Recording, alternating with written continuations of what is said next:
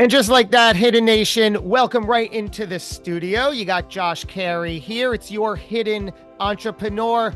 And I got to tell you, today's show is one you are going to want to lean in and tune in to. If you know anything about me, you know that I am all about the bigger picture here. And what do I mean by bigger picture? We are, as they say, an energetic being having a physical experience. And I love all that. My own personal story, a handful of years ago, back in 2016, 17, and 18, certainly, I had an epiphany and said, no more of this life. I got to get my life in order. And I started taking my spiritual journey more seriously. And I've never looked back. That's why I'm so excited about our guest today. I literally have been following her for years and finally reached out and I said, would you please join me as a guest on the program? And guess what she said? She's here. It's Christy Forsyth.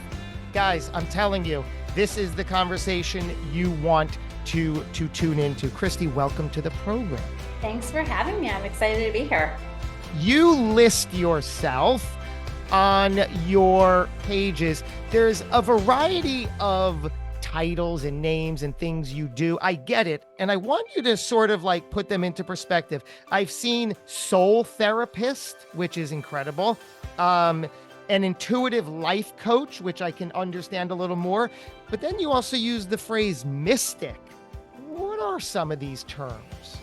So a mystic is someone who connects intuitively and pulls from that intuition to help people to connect with their intuition. So I serve as a guide, but more importantly, I help people to connect with their own intuition so that they connect with the mystic within them. Each and every one of us has a mystic within ourselves. This is that intuitive part of ourselves that has a knowing, has an understanding. Our intuition is like the GPS for our life. And it shows us the way every step of the way when we learn how to connect with that. So I start the work that I do with people at serving that role as a mystic, meaning that I connect with my intuition to help them to make decisions for their lives, changes for their lives, and to help lead them on their journey. But ultimately, I'm connecting them to the mystic within themselves. And Yep. I call myself a soul therapist, which is really a combination of all the work that I do. So my background is as a licensed mental health counselor.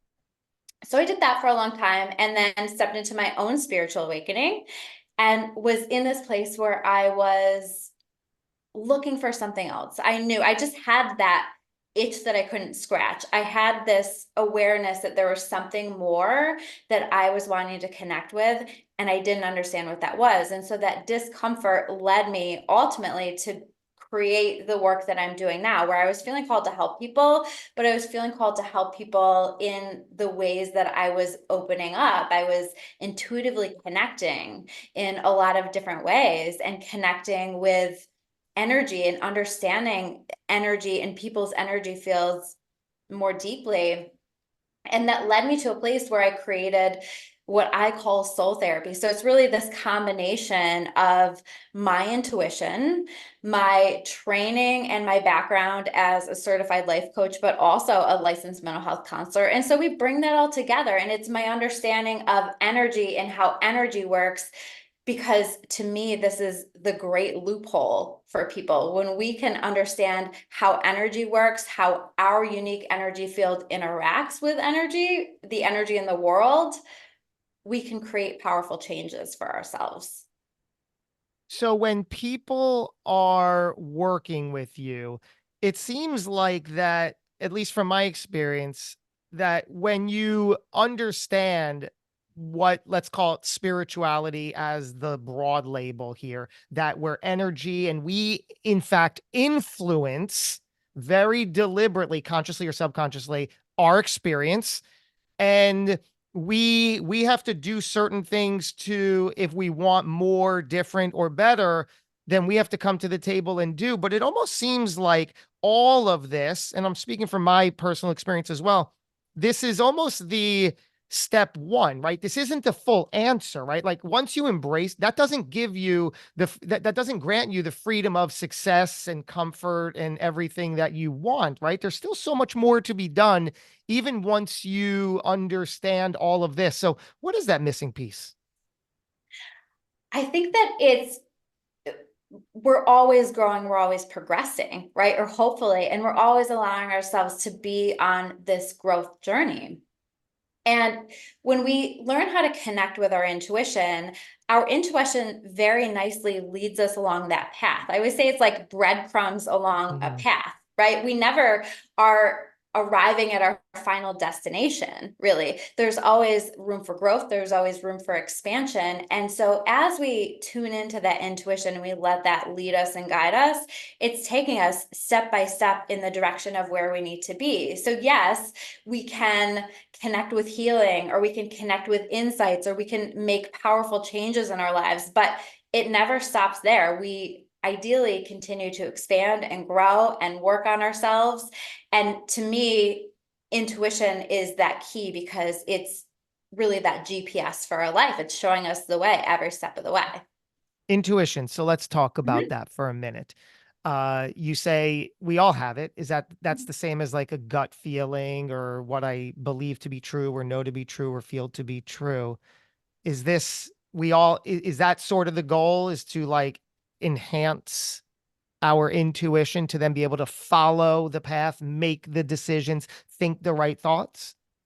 Absolutely. I think it's leaning into that right mind, that right brain, and learning how to connect with the world around us in a different way. I think that so often we spend time in that left brain. We spend that time focused on logic and the doing and the action and the hustle of everything. And certainly there's so much value in taking action and doing the things that we need to do.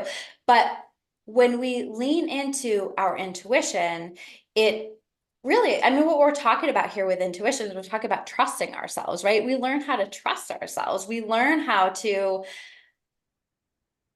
take the steps that we need to in our life, that are unique to us, the things that we need to be doing that are unique to us. Hmm. When you say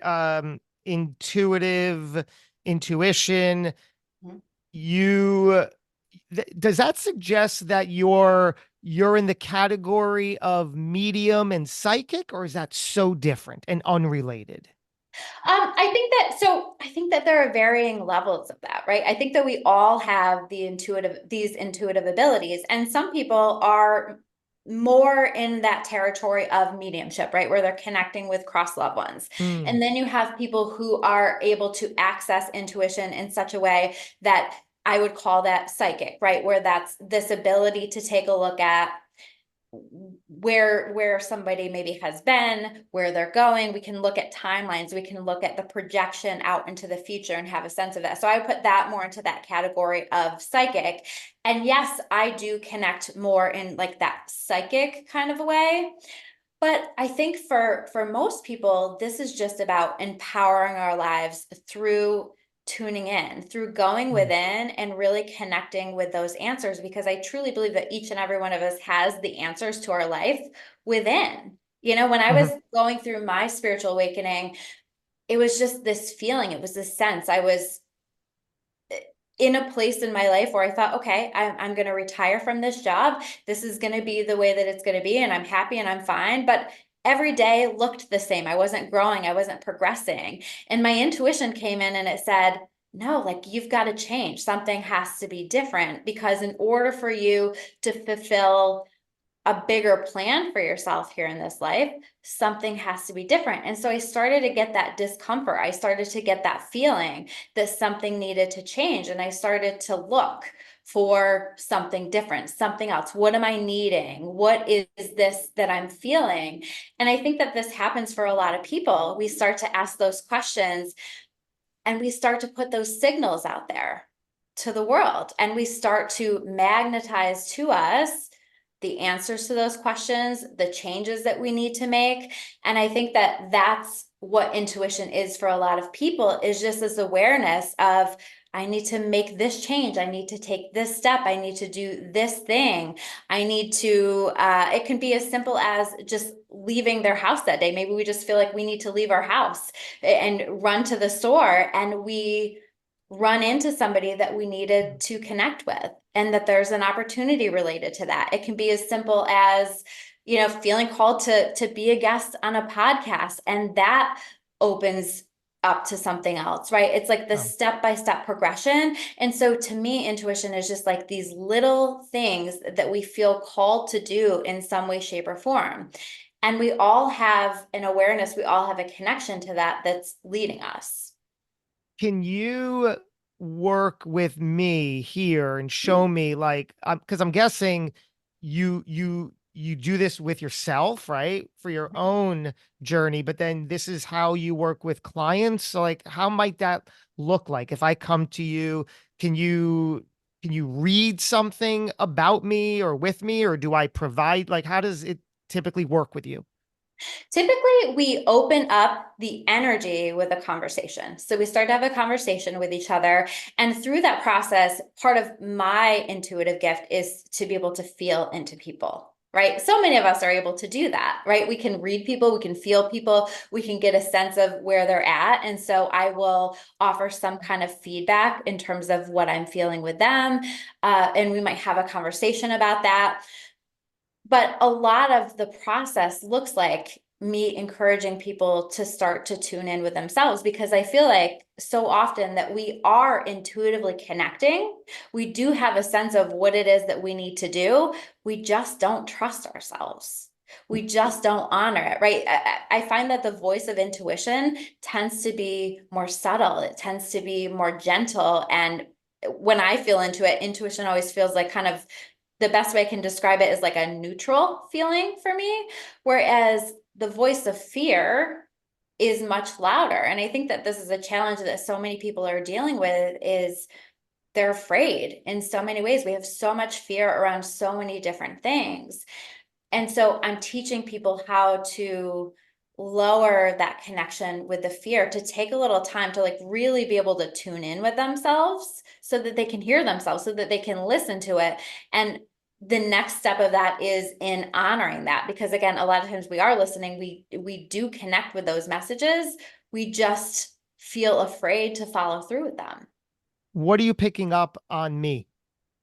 On you, you have this energy that is, there's a lot of creative energy around you, right? So this energy to kind of, it's interesting. It's like a balance that you have with you. So you have this creative energy that wants to flow, that wants to move, that's not going to like stick within it. It's a nice energy for an entrepreneur, in that you're not going to want to do the exact same thing every single day, the exact same hours, that kind of stuff, right? But then there's also this piece of you that has, that very much is in that analytical mind and can break things down. So you take creative ideas and you can break them down into a very structured system, is part of what I feel with your energy. Wow. That's, yeah, okay. That's pretty cool. And then Yeah, yeah. you, So it's a nice blend that you've built into your energy field, because we all come here with a plan, is what I believe, right? And we come here with an energy field that's going to best support us in fulfilling the purpose that we intended to fulfill. And so that's part of that for you. So you have like this flowy energy, but you also have this energy that pulls you back in and says, let's get grounded, let's come up with a plan, let's break it down. yeah, I'm certainly working on the balance of all of that, right? Uh-huh. I've come a long way. Um, I'm actually going to be 50 this month. Mm-hmm. Does that mean anything? Does that suggest anything? Does age play a part in your world on some level? I think that we're here, we're having an earthly experience. So certainly age plays a role, whatever role we want it to play, I suppose, right? And certainly we're having this experience of a chronological age. But beyond that, I think that age offers wisdom. It offers the lessons that we've learned. We get to like learn all these things and get all of these lessons in our tool belt, right? Like, and we can pull from all those lessons that we've learned and continue to grow and develop and operate from those lessons that we've learned. What does somebody do once we grasp this lifestyle, so to speak? Is it about like waking up, meditating, getting in the best state you can, and then putting your best foot forward? How do you integrate throughout the day? So I'm a big believer in simple spirituality because we're busy, right? And we don't always have time to, we're not going to spend hours every day meditating, or most people aren't, and we're not going to be in this spiritual practice or connecting to our intuition in an intentional way 24 hours a day. And so what we want to be doing is just integrating the spirituality and the intuitive connection into our day as often as we can, right? So we might incorporate meditation. I do strongly encourage meditation. I think that that's a really helpful way to connect. But sometimes we can incorporate meditation in different ways. Like some of my most powerful meditations are actually when I'm working out at the gym and I just let Mm. myself get into a flow. And so suddenly a workout can become a spiritual practice. Or we might be meditative when we are doing something creative and we get lost in a flow with that. It's anything that you can get lost in a flow with, or anything that you can focus on where you're just focusing on one thing, allows us to get into a meditative state. And this is connecting us intuitively and spiritually. You'll find, I always encourage people to pay attention to those places and those moments where we feel like possibly intuitive messages are coming in. One of those places for me is in the shower, right? So suddenly a shower becomes a spiritual practice or an intuitive practice. And I encourage people, like I always keep something by my shower so that when I come out, I make notes, what came through. Did I have something important come through that I need to understand? Or maybe on the other side of a workout, taking notes. So I think it's like about just being in that practice throughout the day and being intentional as well. For me, intention is everything. So something that's so important in my day every single day is setting intentions for the day. So at the beginning of my day, I'm thinking about what do I have going on in my day and what intentions do I have for that? Because that sets the energetic tone for your day. And that really allows you to step into your role as what I call a co-creator. So basically, we're working together with the universe, with God, whatever it is that you want to call that. And you're saying, here is my intention. Here's what I would like to create in this day. We're stepping into our power as a creator. And so to me, that's an important piece of incorporating into our day every day as well. But I don't think that has to be complicated. I think that we can tend to overcomplicate it or feel like we need to be doing all these spiritual practices all day. Mhm. I'm busy. I'm a mom. I was telling you I have 12-year-old twin boys. They keep me very busy. I don't have time for that. So I'm working my spirituality into my day all day, and I'm just allowing myself that opportunity to tune in with myself as often as I possibly can. Can you tell me about a time decades ago prior to all this where it wasn't so um positive, right? Where it was a struggle, where something may have even over time led you to this point in your life. What were the darker times like? For me, it was uh, me feeling a lot of anxiety. I really for years struggled with that and allowed myself to be held back in my life because of that feeling. I would, when I had opportunities at work, for years, I was absolutely terrified, for example, of public speaking. Absolutely terrified. I remember being, having to prepare for a class where I would have to do some kind of a talk or a speech, and would be an absolute wreck for 2 weeks leading up to it, just obsessed with it and feeling so nervous and so scared. And just every single day was worrying all day and concerned about everything and anything that could go wrong, and very, very focused on that. And that was interesting, right? Because I was working as a therapist. So I was helping other people with their anxiety, but I didn't know how to get my anxiety in check. And where that really shifted for me was when I started to connect with my intuition, when I started to go through my own spiritual awakening, I started to understand the role that energy played in my life and plays in other people's lives. So, what I started to understand is that a lot of times our bodies and our minds will process what's simply an energy as what we would call anxiety or depression or things like that, social anxiety, different types of things. And so, something that I've learned about myself is that this feeling that I have in my body that I used to identify as an anxiety disorder or, this intense fear of public speaking is really just my body flowing a lot of energy through it, right? I'm very connected to energy. I feel energy very strongly. And so this is just my body's response to it. So when I started to understand that, I started to understand, okay, so I can acknowledge what my body is feeling without allowing that to go into my mind and to become this process of worrying and ruminating about these things that I was afraid was going to happen. And so it allowed me to settle that. And I also learned some strategies for supporting my energy field so that I'm not processing energy in the same way. And so that my internal experience isn't the same.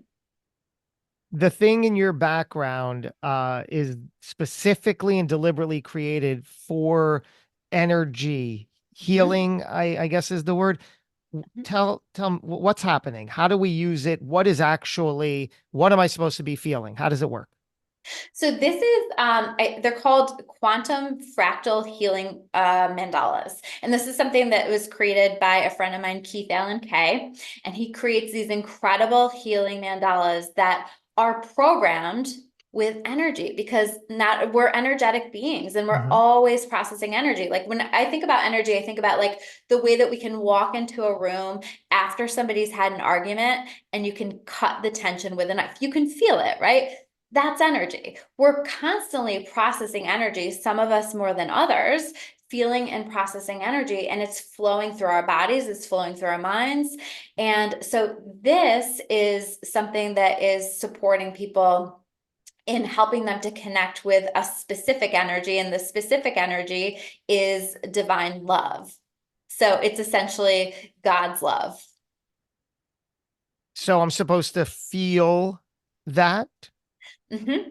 Yep, you might be feeling that in your body. And sometimes how people, as I was saying for myself, like sometimes I experience energy, it feels very intense for me. It feels like what I would have defined in the past as anxiety. I'm curious, like, how do you receive it? Do you feel anything in your body or do you feel it anywhere or have a sense of that for you?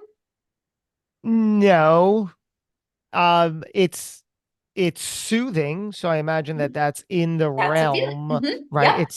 It's not off-putting, it's not distracting. So I guess it's doing its job there. Hmm. I'm not particularly tuned into how I'm feeling further about it. Uh-huh. Yeah.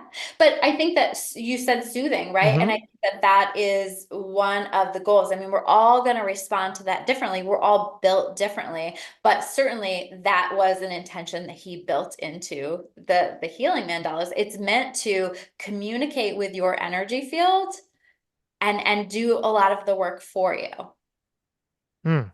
so that you're healing, you're releasing things that need to be released to allow you to connect more with these really beautiful energies that are available to us. Essentially, God's love.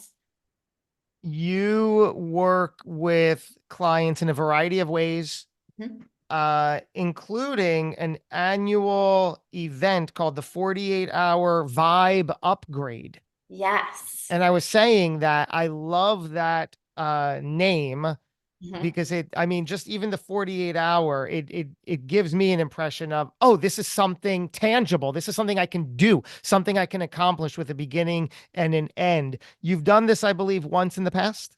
This We did event? it one other time in the past, yes. And we actually just renamed it because we wanted people to understand that. And I think that it makes it that much more understandable exactly what it is. What was it named? It was called the Quantum Glow Up Retreat. Quantum Glow Up Retreat. Yeah.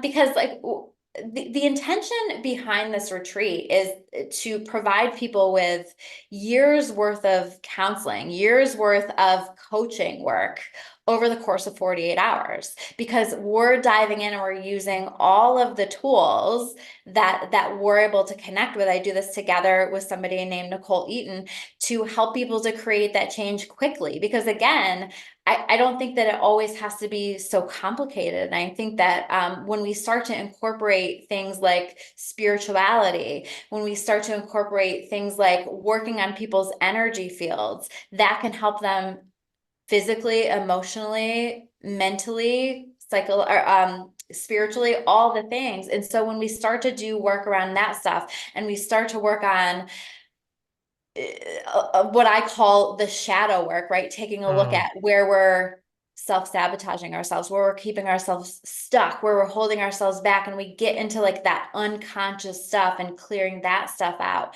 These are the kind of things that we do in this. And the last event that we did was just absolutely incredible.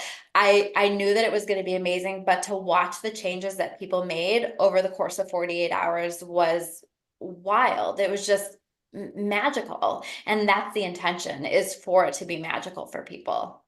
And the vibe upgrade. Uh-huh. How do you define? I love the word vibe. I get it. But how do we verbalize what that really is about? So we've Say, talked a lot about energy today. And so vibe is really a short word, but a lot of people use that word, right? But it's yeah. really just a short word for vibration, and that everything in this world has a specific vibration. And so we tend to experience things in our world that are a match for the vibration that we're putting out there. And so through doing a vibe upgrade, what we're doing is we are essentially raising someone's vibration. We're moving what I call the vibrational set point up higher. As How? we move, so through doing energy work, through changing thoughts, because our thoughts are Hmm. creating Hmm. things, Hmm. through being intentional with the energy that we're putting out there, we're raising that up, and that's going to put out a different signal that basically changes people's magnet, right? The magnet of what it is that we're pulling into our experience. And so as we raise the vibration, as we change that magnet, we're pulling in different experiences. So we're providing people with a magnetic upgrade to what they're pulling into their experience. You mentioned self-sabotage. The very first book that my coach at the time introduced me to in that realm was called The Big Leap by Gay Hendricks. It's a Uh-huh. fantastic book, and it is just about that, where we all have an internal thermostat, as he mentions, where we feel comfortable up to a certain point. If we're offered more money than we're used to or capable of handling, we'll sabotage ourselves unknowingly to knock ourselves down. You experience that? Yes, yes, absolutely. And that it's interesting that you're talking about that. I was talking about that in my weekly energy reading, because I think that so many of us right now, Mm. myself included, are connecting with like that happiness threshold that he talks about, right? Where it's like, oh, like I'm uncomfortable because I'm moving in a direction that's beyond Yeah. where my set point was at before. And now what I do? Well, now what do I do? And a lot of times the answer to that question is people start to self-sabotage. And I am very consciously working my way through that personally right now, where I'm working on, it's interesting, your show is called The Hidden Entrepreneur, because part of my set point, part of what I'm working on moving is to be seen more and to Mm. allow myself to be seen more. And so I'm working on moving that up, but it's been really interesting to watch the ways that I, if I'm not aware of it, Mhm. keep trying to sabotage myself, keep trying to shut it down because What? it's Yeah. uncomfortable, and people prefer our brains are hardwired to stay in our comfort zone. Isn't that crazy? Even if it's Uh-huh. painful, we find the comfort in the pain. It's absolutely absurd that Yeah, that's as much how as we we're are wired. ready. What? Yeah. I said as much as we're ready, Yes. it's like but still this is what I'm used to and this is where my comfort zone is. And so as we start to expand beyond that, and so I think that there's a lot of value too in just continuing to work on that consciously, to have people to support you to do that as you're going through that process, and to keep moving that up a little bit at a time. That's what it takes, right? Just keep Yep. wow. Uh all right. I mean, there's so much we can get into. This has been extremely the word helpful comes to mind. But it's been Right. satisfying. I love it. I enjoy you and this conversation. I know that you have so much to say, least of which I see your videos, your lives, your posts. So you run wide and deep. So congrats on all of that and serving the people you do. Definitely. Every day I start my day with, please God, show me how I can be of service. And that is what I allow to guide my day every single day. That's like part of my intuitive connection. Just letting that be led. And it's claritybychristy.com. Yes? Yep, that's right. That's where you can find everything, including info on the 48-hour Vibe upgrade happening in Orlando this October. Yep, that's right. Excellent. All right, Christy, this has been amazing. Thanks for joining in. Yeah, thank you so much. There you go, Hidden Nation. I hope that you see what I've seen, bringing Christy into our mix here and going down this path. There's certainly so much here. Take what needs to be taken. Do what needs to be done. As always, put your best foot forward. Get out there. Be visible. Be seen. We're going to do this again before too long. Until we meet again, take care. Be well.